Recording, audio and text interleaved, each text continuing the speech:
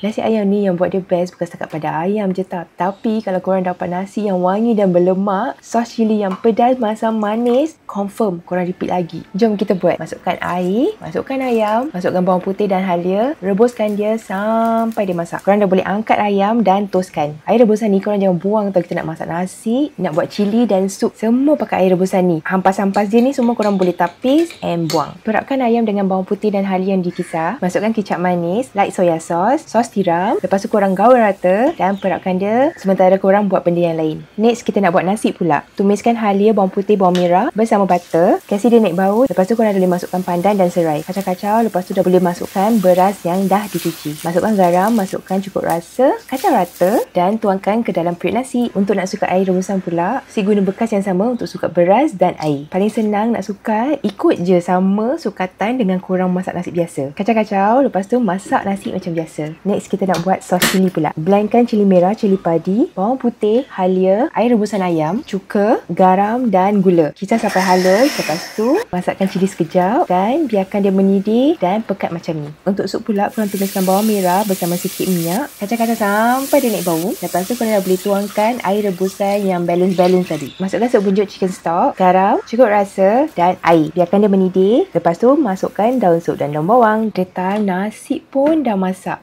Korang tengok cantik sangat nasi dia. Dan bau dia pun wangi sangat. Nasi dah masak, barulah boleh goreng ayam. Baru syok makan. Sos perapan ayam ni korang jangan buang tau. Kita nak gunakan kejap lagi. Goreng ayam sampai dia garing sikit. Jangan lama-lama pasal kita dah rebuskan tadi. Lepas tu kita dah boleh tuangkan madu. Lepas tu sapu rata. Dah siap. Cantik sangat ayam. Last kali kita masakkan sos perapan ayam tadi. Masukkan kicap manis, air rebusan ayam, kasih dia mendidih and we are done. Nampak macam susah, macam banyak benda kan? Tapi actually senang je.